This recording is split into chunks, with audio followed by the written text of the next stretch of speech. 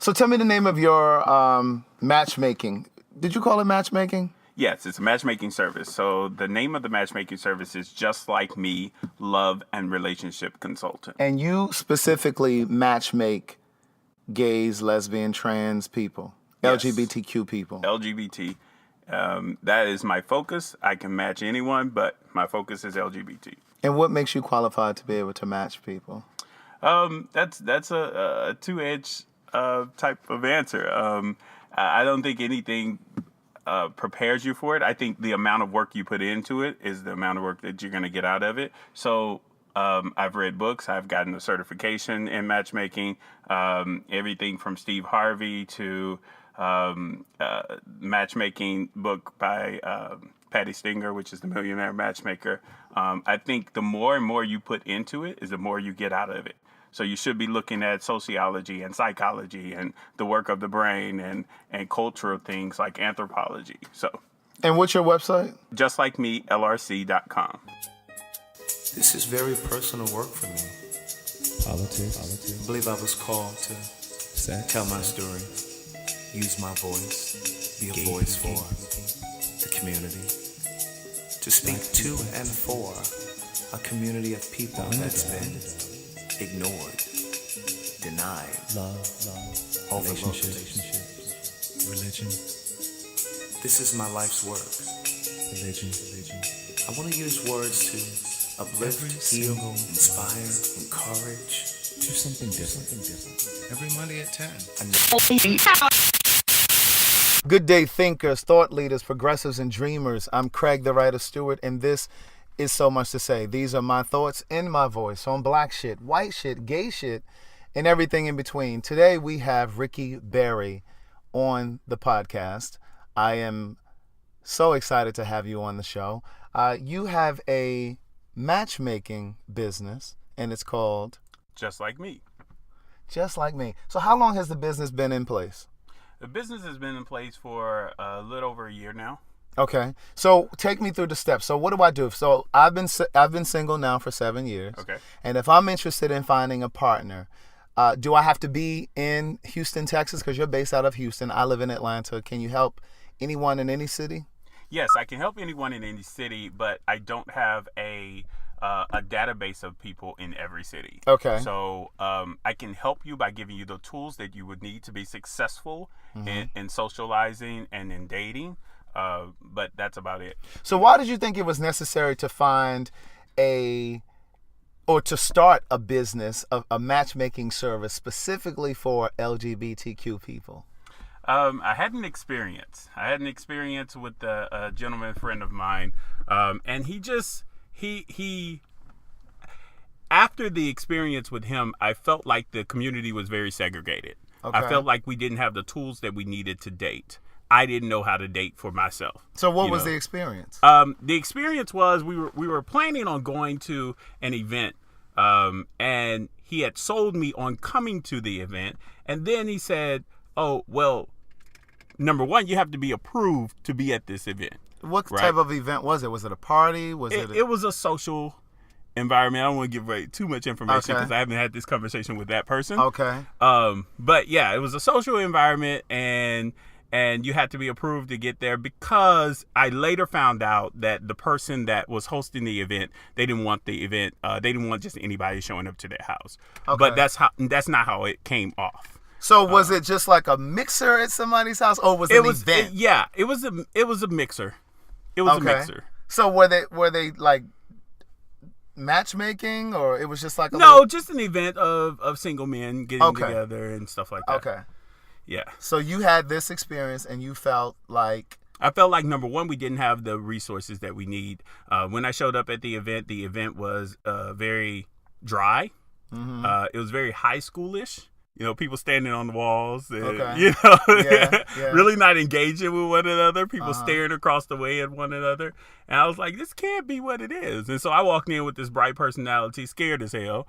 But with this bright personality, I walk in and I feel like I'm standing in the middle of the room and all eyes are on me. Mm-hmm. And I'm like, but nobody comes up. Nobody approaches. Nobody starts the conversation. Mm-hmm. And then when you approach somebody, it's awkward. It's...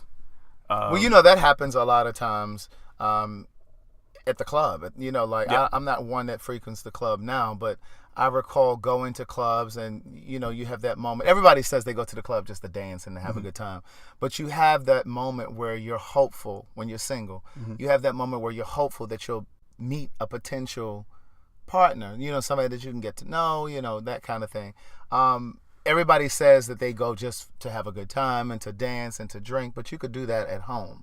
So you felt like there was something that we needed in place because that happened all too often. Yeah, that was a single experience, but even in being on social media, I'm more comfortable on social media, right? So I was a frequent of Adam for Adam at the time. That was like my favorite thing to do.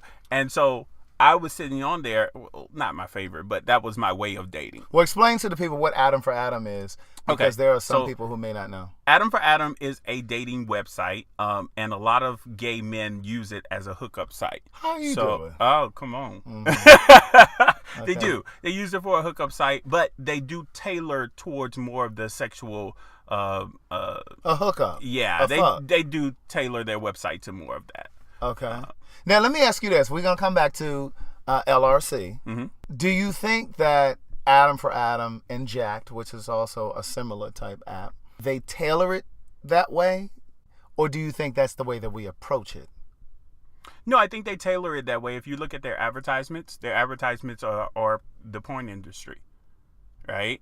The porn industry, and maybe you'll see a few information segments or advertisements about HIV drugs and things like that, but mostly it's the porn industry. Well, one could argue that it's advertising. So that's just their revenue. It's a revenue stream.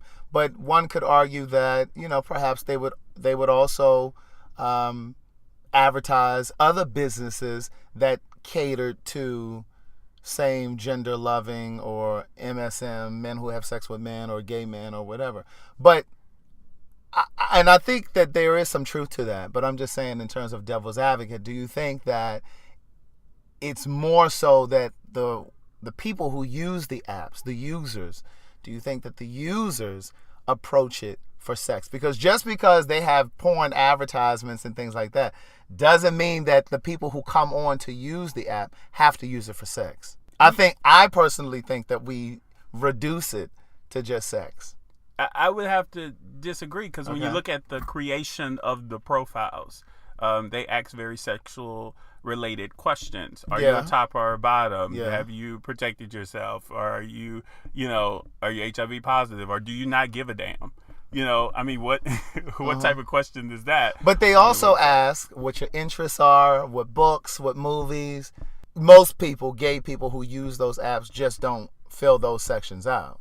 Okay. Because what they, and I know this because when I first got on Jacked, I'm not on that currently, but when I started using it, I was using it specifically for the purpose of promoting my books. I never used Jacked in that way, in terms of a hookup kind of way at that time, because I had experiences from using Adam for Adam, like from the home computer.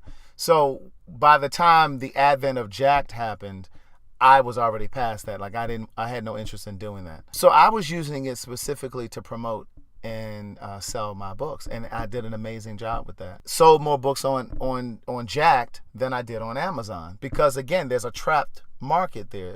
It's black gay men primarily on Jacked, and it just allowed me to be able to reach that target market. Well, what I realized was, because not only did I sell books, it also afforded me the ability to do a signing in Jacksonville, Florida, one in Charlotte. It was a great way for me to connect with people, a networking component. And so I started to think, God, this could really be an amazing way for us to meet people in other cities, to form friendships. And then, of course, if you wanted to date or you know, whatever. But I just felt like we chose to reduce that app to just sex, because the administrator, the creator of the app, doesn't tell you that you have to get on there and show your dick and your ass. I mean, people show their dick and their ass on it because that's what they choose to do. So I think that there's culpability on both sides, but if I had to choose, I would say that the people using the app You're looking at me like I just don't agree. But go ahead.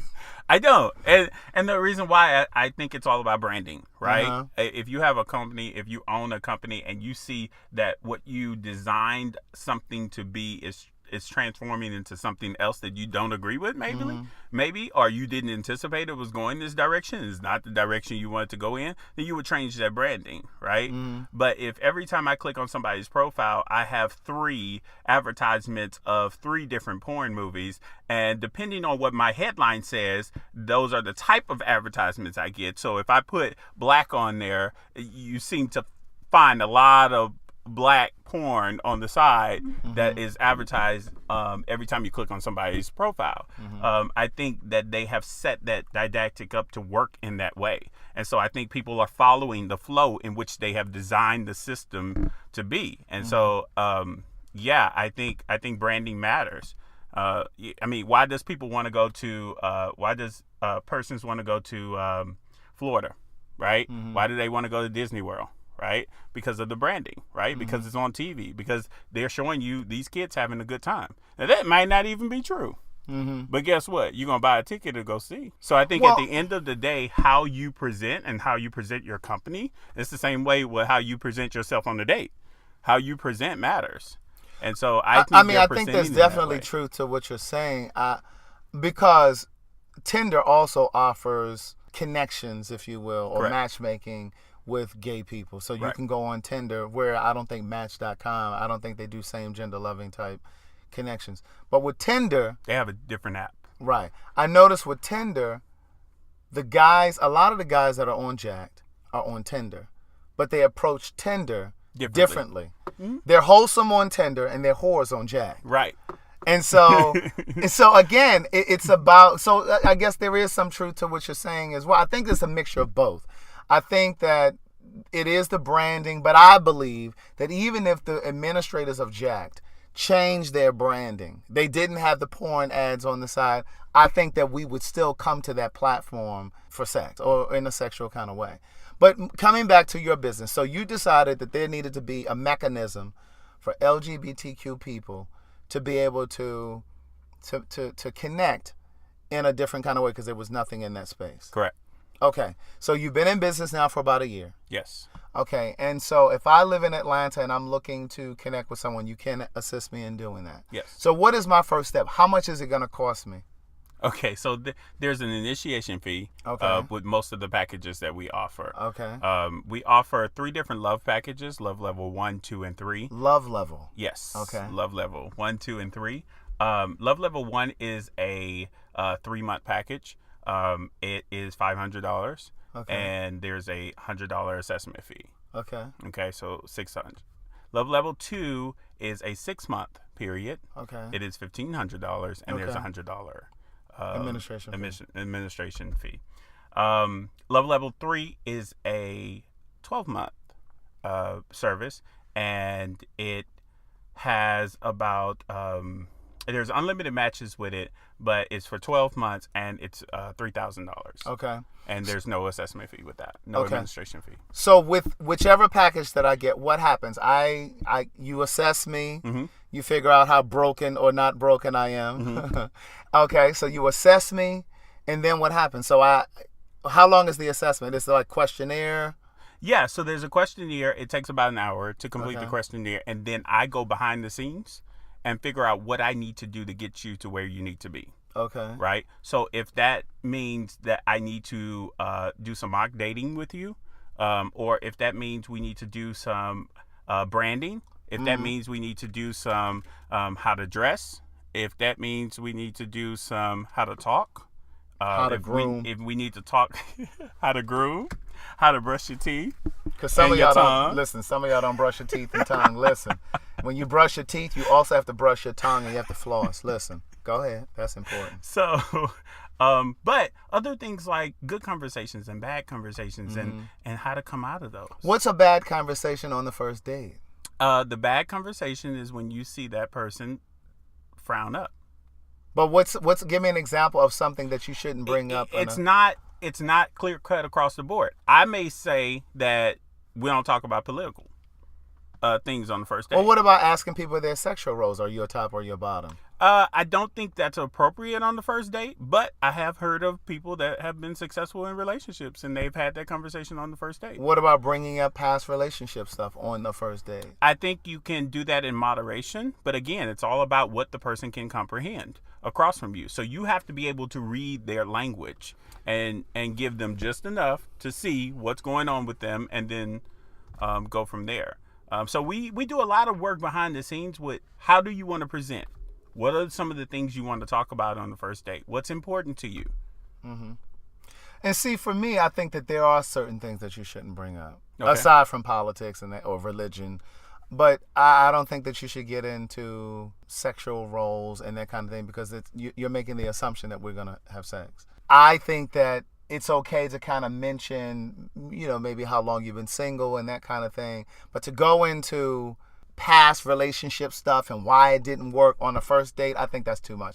I think that's bringing too much to the table. I think that's dropping off too much of your baggage. It's just like, okay, on this first date, I just need to know the who, what, when, where, and why. Like, who are you? Where are you from? Do you have siblings? What are your interests? What do you do for a living? What are your hobbies? Like, that's all I really need to know from you. I need to just have a conversation with you just to feel you out. I think sometimes people drop so much on the table that first date, and it's just like we don't even have to talk so much about us being in a relationship. Right. Because again, you're presupposing that we're going to get to that point. You're presupposing that that's why we're in each other's life. Right. You know what I mean? I think that a lot of times we often see, when we approach dating, we assume, because we've decided that we like a person, we assume, oh, well, this is how he or she is going to fit into my life.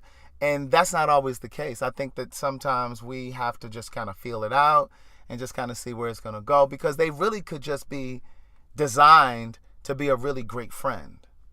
Correct. I think there's two things to that. Okay. Number one, don't vomit on people. Right. That's what I tell people. Okay. Right. Don't vomit on people, and they don't want to sit across from the judge. Yeah. Right. Oh, it feel like you're in an interview. Right. So I used to do that. I used to do that. Oh, so where did you go to college? Oh, so how many siblings do you have? Okay, what part of town do you live in? Oh, Right. okay. So and then they test the knowledge on top of that. Mm-hmm. You tell them where you went to college. Oh, so you know about. Right. And it's like it becomes a what am I doing? Am I taking the LSATs? What the Right, hell is right. going on? And what about like appropriate dates, like first date? I always say that going to the movies is not a good first date. I used to say that. Because I do you not can't say that talk. anymore. That is true, but you can talk before and after. You can talk before and after. I had an amazing first date at a movie theater. So let me qualify it then. Okay. You shouldn't meet at the movie theater and go right into the movie. So if you meet maybe 30 minutes before and you can talk. Yeah, give yourself, because there are people out there that love the movies, right? Right. They know every actor out there. Right. And so that's a part of how they can show you who they are, right? And they can take you on that journey with them. Everybody has been to the movies before, but it's one thing to go to the movies because you just want to go see the newest and greatest, right? Uh-huh. It's another thing to understand acting. It's another thing to understand Cinematography, costuming, and Right. wardrobe. Okay, so tell me this. You said you had a really great movie date. Tell us about it. Mm-hmm. So I went on a movie date with this individual, and it was amazing. We got there before, You and we sat smiling. in the movie theater. Huh? You smiling. I know, right? You really enjoyed that movie I date. did. Okay, go ahead. I did. We got there a little early, so we sat in there and we talked about life and the things that he had going on, where he saw himself in the future, things like that. And then the movie started. And we sat and watched the movie. We had a little conversation in the movie, but not much to disturb anybody else. And then after the movie came off, I expected that we both were going to get up, but we both sat there. And the credits are sitting there rolling, and I'm like, we're still talking. So you were talking this about is- the movie. This is weird. Yeah. And I want to say it was like Captain America or something. It was some movie or whatever. And we were sitting there talking, and we were talking about meaning, and we were talking about how that relates to our lives and where we saw ourselves and what we can improve on. So it just became... And see, I always think that a movie date is not a bad date, but I always think of, in terms of it being the only thing that you do for the evening. Like if you meet at the movie theater, or even if somebody picks you up or you pick the person up and you go straight to the movie theater, I just don't feel like it's a great opportunity to connect. But if you meet at a coffee shop or go to a coffee shop first or grab something to eat first and then go, I always thought, or go to eat afterwards, I think you just need an opportunity to be able to speak and to be able to connect with the person. So you're saying the same thing. I mean, but some people will go to the movies and that's just it. Right. You'll meet at the movie theater, you'll meet at the box office, and it's like, hey, how you doing? The movie is over. You're like, all right, well, I'll talk to you soon. Right. And then you leave. Exactly. So there is a difference, Yeah, it's all about engagement. And that's what I have to figure out before I put you in front of somebody. Do you know how to engage? Do you know how to talk? If you want, and this is weird. I had a client one time that just laid me out the list of qualities that he wanted in a guy. Had to have a PhD, was in this income bracket, all of this stuff, and hadn't even went to college. And see, that's the problem. See, some of y'all be wanting shit that you don't even offer. So I had to pose the question to him, what makes you think that this type of person wants you? Here's the thing, one of the things that I've realized. Oftentimes, people approach relationships or want to be in relationships for the things that they can benefit from the relationship, what they can get out of it. Oh, I want somebody to spend time with. I want somebody to have sex with on a regular basis with. I want someone, if I'm a little short on a bill, I can say, hey, babe, I need a little something for my cell phone bill or the rent or whatever. People don't generally approach relationships for the purpose of what they can pour into another person. Exactly. Because they haven't identified that in themselves. Right. So what they're doing is they're being leeches. So if I want to succeed, if I want to get something in life, then I attract. What I do is I go to that person. I attach. That's like, right. I attach to that person that I feel is there so that they can tell me the secret. So and they can pull me along. Right. They can pull me along the way. Right. Yeah. See, that's why I've been single for 7 years. I need to know what you bring to the table. I need to know, and that starts at the conversation level. But if I don't know how to communicate, then all I know how to do is have sex. So, what are some of the things that you see repeated often in terms of why people are single? In terms of are there certain trends? Yeah, the inability to communicate, the inability to say, "Here's who I am." Do you have a majority black clientele? Yes. Okay. So do you see like a religion kind of component in there? Because again, your clientele is primarily LGBTQ. Not yet. I suspect that will change. Okay. But not yet. I think I have a lot of millennials in my company right now. Yeah.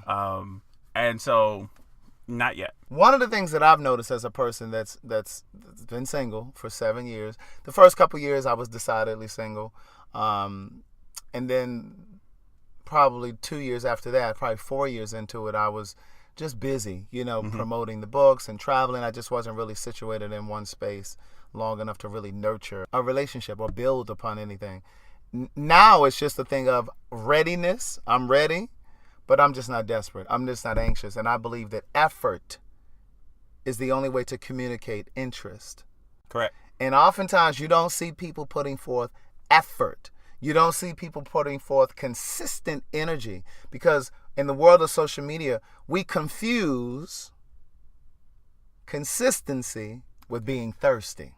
And see, I think in my third book, in this book of quotes, I think I have a quote in there that says, confusing thirst with interest will keep you single. It's something like that. I word it better than that. But, okay. But yeah, I think oftentimes people are so afraid of being labeled or being called thirsty. Oh my God, he thirsty. He called again. But no, you just need to show interest. Right. And you need to be authentic. Mm-hmm. What people don't understand is authenticity promotes truth. What does authenticity mean? People say that all the time. What does that mean to you? To be genuine. Okay. To be aware of who you are and to present that. And what you want. Be clear about what you want. Because a part of taking care of yourself is telling people what you need. Right. And who you are. How to treat me. Mm-hmm. In what ways am I sensitive? In what ways am I strong? In what ways will I need your help and your support? In what ways will I need your strength? See, I can rotate 4 tires on the car. That's not a problem for me, right? But when I get in a group of people, they tend to drain me. So I can't have a partner that's paying attention to everybody else in a social environment and not me. Because I will tend to fall into the background and be ready to go. I'm not mad at you. I'm just drained. So if I have somebody that wraps their arms around me, is it that you feel drained, or is it that you feel neglected? No, drained. Because I tend to read the environment. I tend to read the people. Well, the point that I was about to make was, one of the things that I've noticed in being single is also the whole confusing consistency with being thirsty. But also, there's a certain, I seem to run into, and not experience, because I haven't been on a date in I don't know how long. So I'm not drawing these people to me, because I know there's probably somebody listening thinking, well, you're drawing that energy. No, I'm not drawing anything, because I'm not dating. I'm not. But I'm very, very clear about it, and I can spot it a mile away before you even come in my direction. But there's so many broken gay men. And I can only speak on black gay men, because that's what I date. Black gay men. And so I can't say if they're white gay men that are broken or Hispanic gay men that are broken.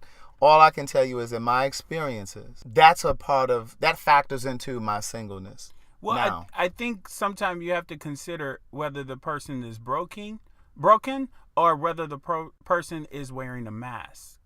Paul Laurence Dunbar, we wear the mask, right? Paul Laurence Dunbar, yeah. Yeah, we wear the mask. And I think sometimes people are not who they make themselves out to be. So they'll present in one way thinking that this is the social norm of how to address a person that I'm interested in, when that's not even their authenticity. That's not who they are. And that's not how they would have really wanted to do that if they had put a little bit of thought into it. So sometimes I say, go on 2 dates with them before you X them out.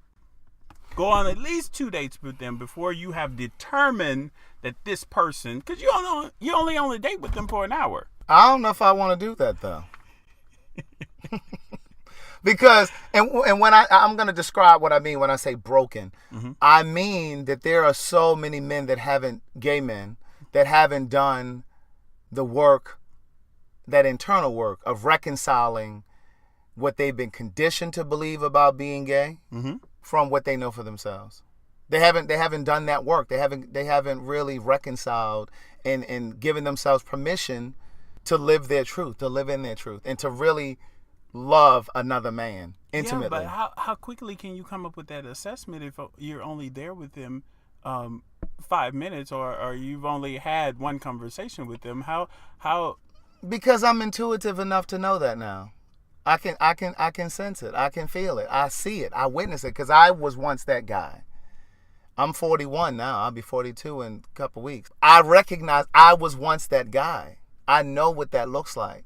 Didn't have the tools to really express myself and to say what I needed in an intimate way.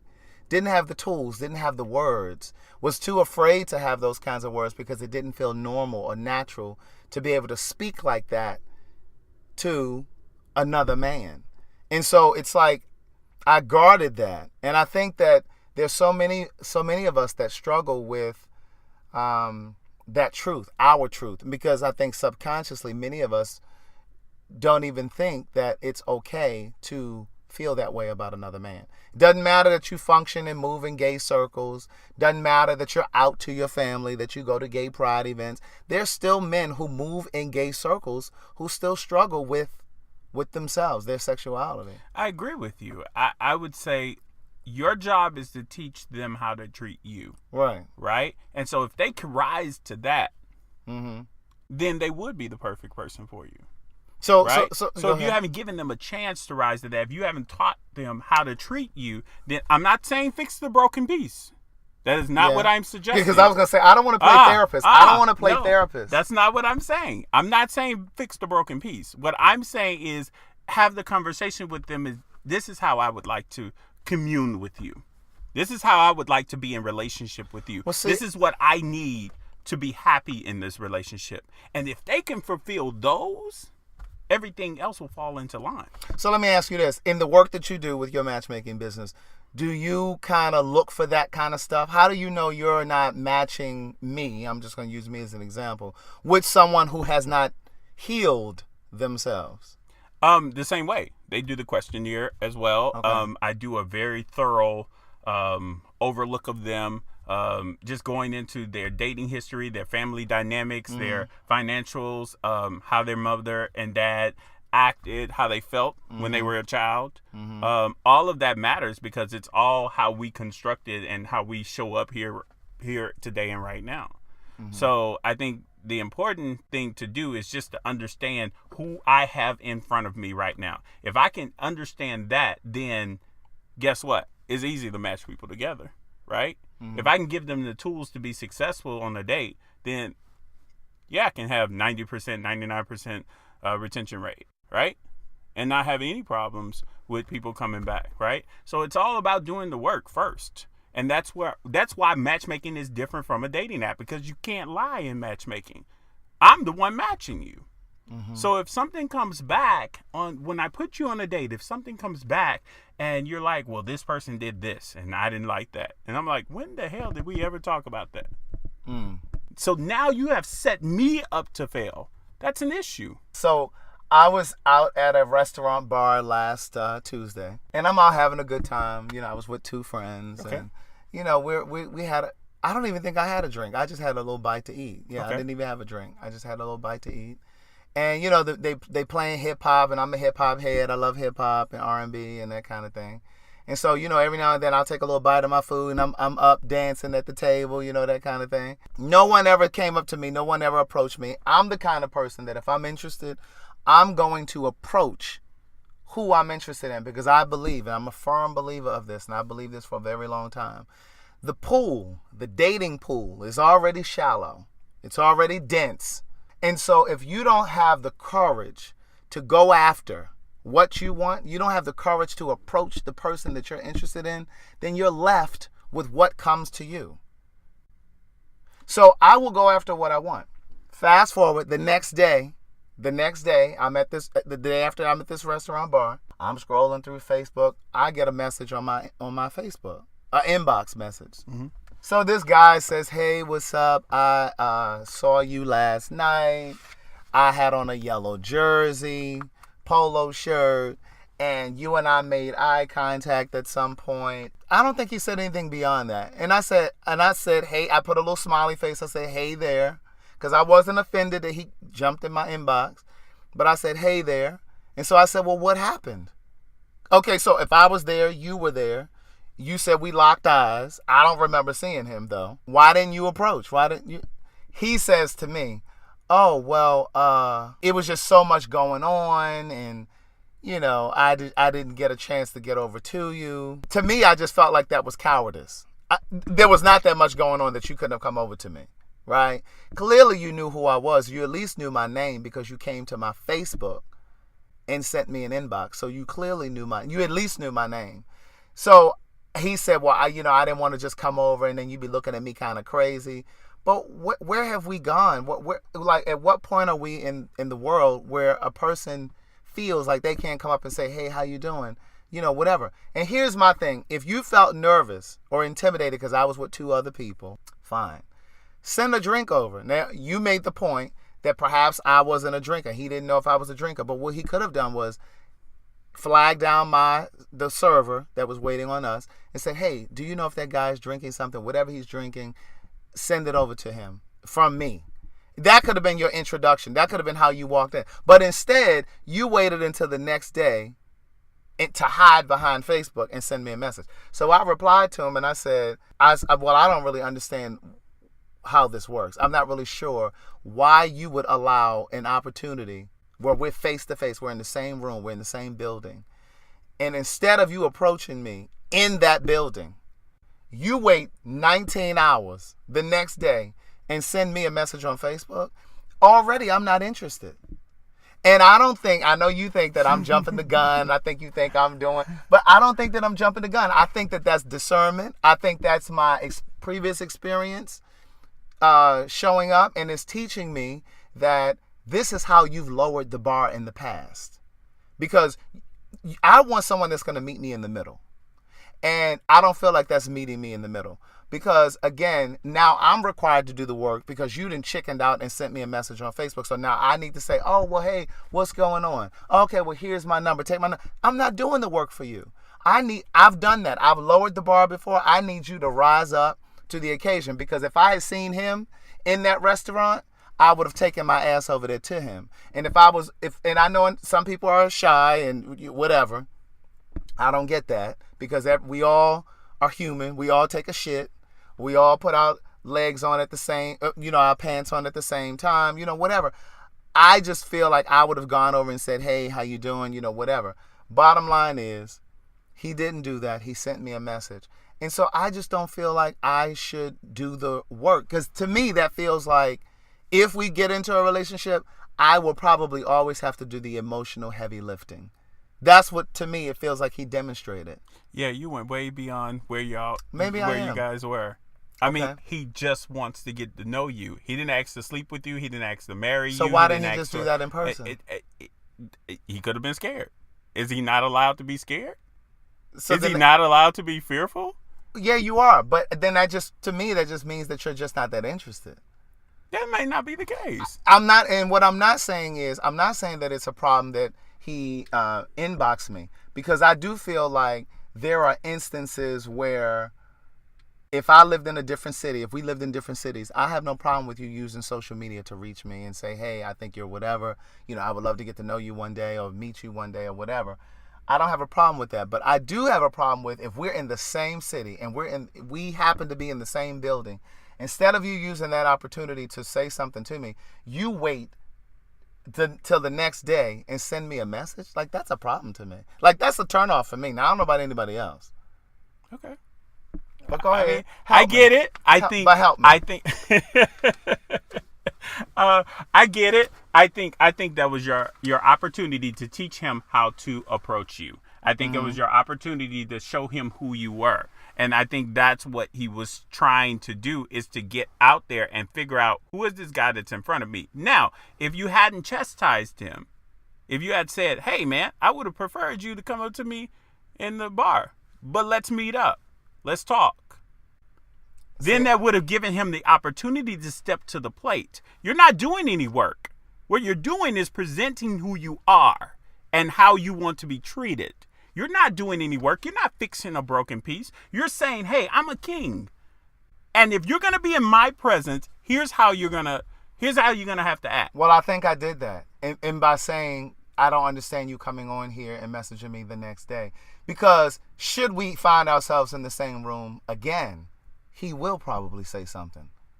I don't feel like I should have to say, hey, well, here's my number. Let's meet. That's your work.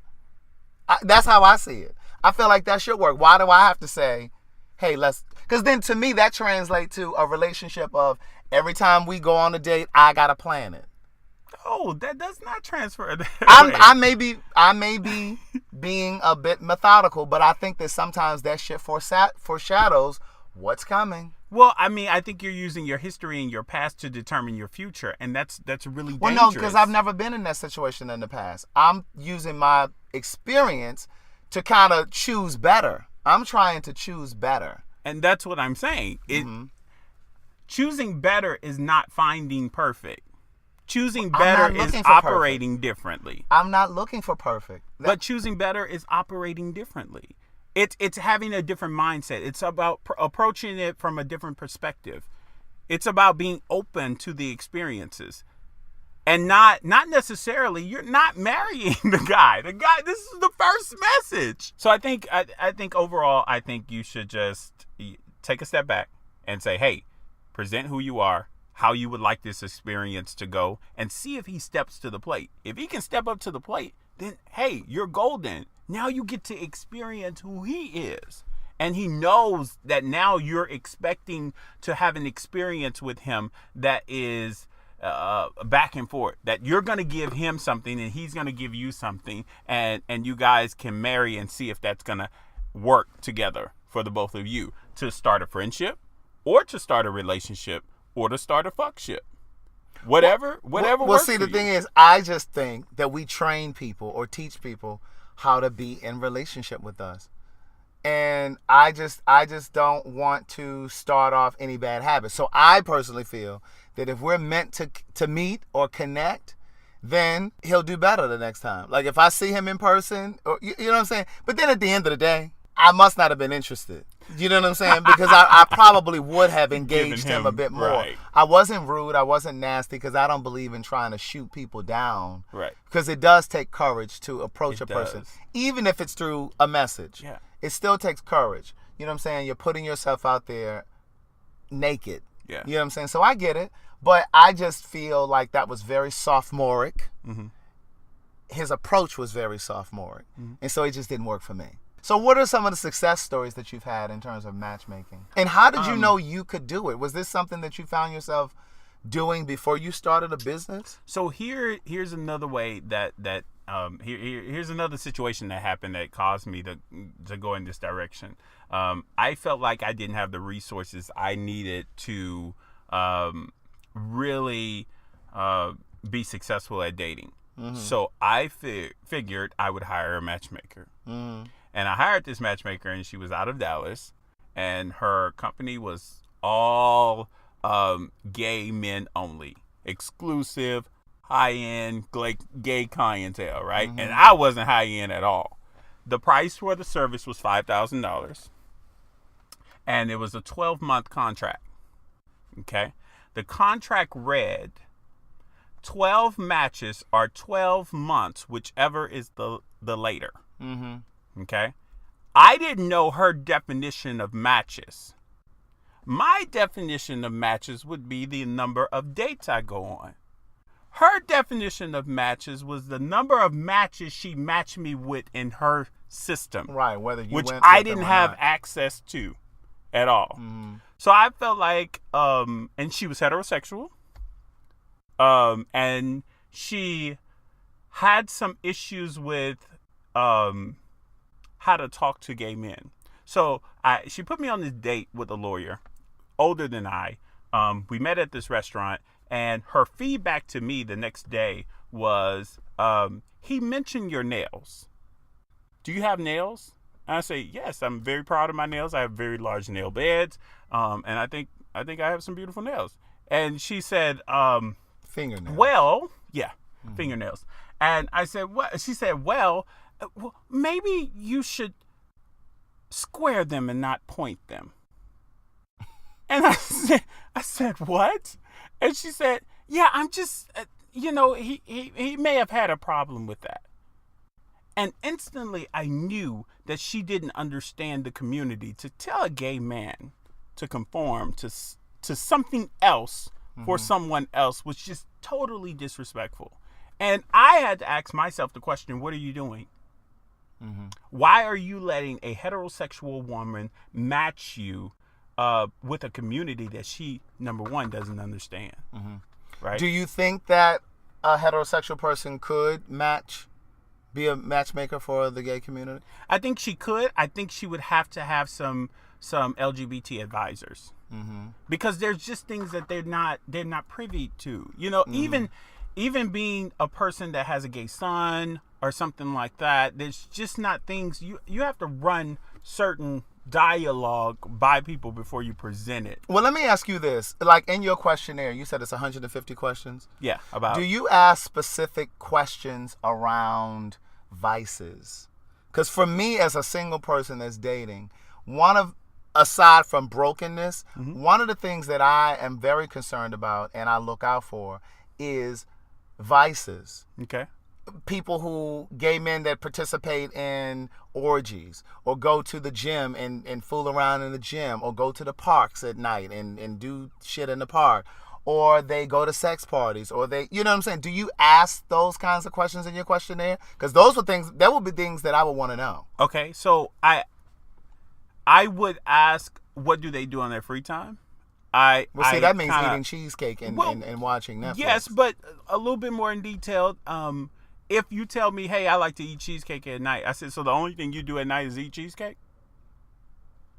right? So I dig a little bit deeper to see what is it that is taking up your time. I want you to specifically have a question on your thing that says, well, then when do you pay your fee do and you get go- on our service, then I will ask those questions to Th- everybody. those are the questions I want to know. Do you go to bathhouses? Do you enjoy threesomes? Like, those are the kinds of things, because I think that whatever you're looking for is also looking for you. Yeah. So I'm not interested in someone who participates in threesomes or want to be in threesomes, but there are people who are okay with that. And I think that you need to have those kinds of questions to allow people the space to be that honest, Right. to be that open. And I think a lot of times people feel like they have to hide their fetishes or whatever you want to call them.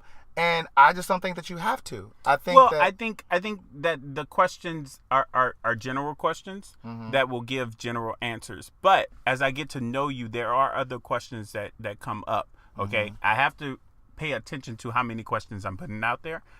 Because you'll be amazed at the feedback I've gotten with 20 questions or 30 questions where people are like, it's too long. Well, what about questions like HIV status? Do you ask questions like that? Would you date someone that's HIV positive? We do ask sexual preference. We do ask HIV status. We do ask if a gay man will date a transgender person.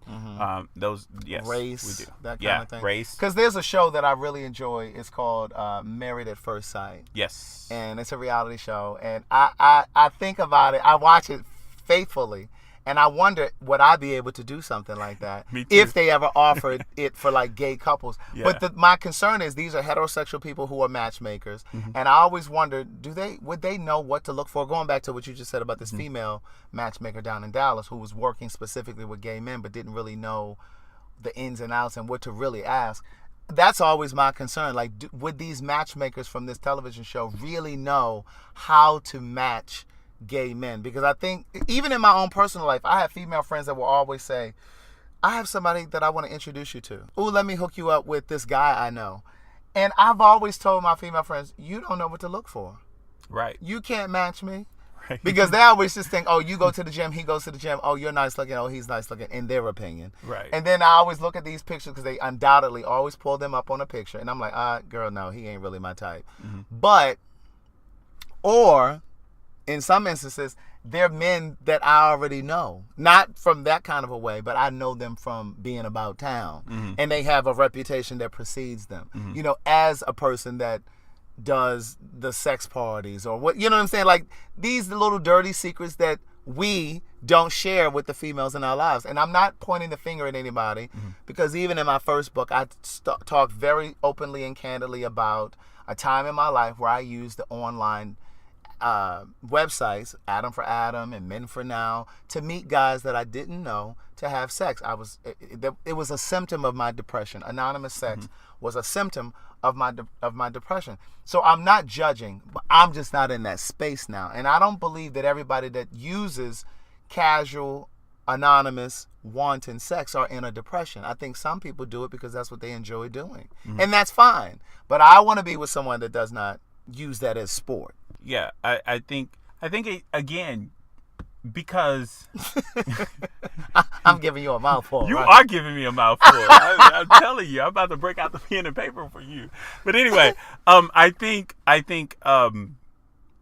you gotta give people chances, right? I think people get stuck in where they are in their lives, and they do things to satisfy the now, even though they are moving towards something different, right? So I think if you cut them off based on the instance that they are having casual sex with anonymous people, then you really don't get to know that person. All you know is that they having casual sex with anonymous people, but you really don't even understand that maybe they don't even like it, right? It got a point in time, I used to have a lot of casual sex with anonymous people, right? And I remember the moment in which I started to switch and change. I remember inviting this guy over, right? And number one, he took too long. And you know, anytime to come over, right? So Okay. I'm thinking he should have been there in 10 minutes because my mind frame is get in, get out, right? And so he took too long to come in. He came in, we had sex, and as soon as I had my orgasm, I was like, get the fuck out. wow. My whole energy was like, leave. because deep down, even though I was using that to satisfy the moment, wasn't what I wanted. So then it stopped sustaining me. And so I got disgusted with myself. It wasn't him. I got disgusted with myself, continuing to put myself in a position where I wasn't being fed. What I will say to you is, because I'm hearing what you're saying, I'm very clear. I'm very clear that as much as I want partnership at this point in my life, I'm not desperate for it. I'm not thinking about it every single day. I'm open to it. I am open to it. But as interested and as open as I am, I'm also equally afraid. Because I'm not afraid of being in love. I'm afraid of being there alone. And that's just as transparent as I can make it. I've experienced heartbreak. I've experienced breakups. And I don't want to have to try to survive another heartbreak. And I know that, there are no guarantees in relationships. And there's the intellectual side of me. That's the feeling side of me. The intellectual side of me understands that every relationship is designed to grow you and to teach you something. So if I get into a relationship and it lasts 5 years or 5 months, that's what it was supposed to be. And we're supposed to take whatever lessons you get from it and move on. Because, and I've said this several times on this podcast, there's 7 billion people in the world, almost 7 billion people in the world. Okay. Who's to say that you're supposed to spend your entire life or the majority or the bulk of your life with one relationship or with one partner? I think life is about experiences. I think that you give your best in every relationship that you're in. So if it's 4 years or 14 years, you give your best in those moments. But when it's time to move on, you have to be able to recognize. And I think that's where a lot of the pain comes from for people. When the relationship ends, when a breakup happens, a lot of people wrestle and struggle with letting go. I think it becomes more painful when you refuse to let go. Because I think that the signs are usually there, usually no, and most relationships continue on beyond its expiration. Right. I think you have to be open. Try giving a hug without opening up all your vital organs. All right. Right? You can't protect yourself and be open at the same time. You can't. That's a good metaphor. Yeah, so relationships are similar to that. Each experience you have to be open to receive what this person has to offer. And even if it doesn't work for you, the ability to say, I got the present, I don't want it. But if you're doing it too early, then you don't get the fullness of the present. He pulled it out and you was like, I don't like the packaging. Bye. Oh, well, that situation, I'm over that, yeah. No, I'm not talking about that situation. I'm just talking about in general. When you have experiences with people, get the full package and say, thank you, I received the gift, I don't want it. All right, well, listen. Tell them your website again. Just Like Me, LRC. That's Just Like Me, LarryRobertCraig.com. Correct. Just Like Me, LRC.com. Yes. Thank you guys for listening to this podcast today. If you're listening for the very first time and you have not subscribed, you should be ashamed of yourself because it's free. So Much to Say is a free podcast. If you're listening in Apple Podcasts, just hit the subscribe button at the top, but we're also available in Spotify, SoundCloud, Google Play, Stitcher, TuneIn, YouTube, wherever you listen to a podcast, we are there and we're available. I'm doing the very first live podcast to celebrate the 1-year anniversary of So Much to Say. It's going to be this coming June 2nd at 5 p.m. in Atlanta.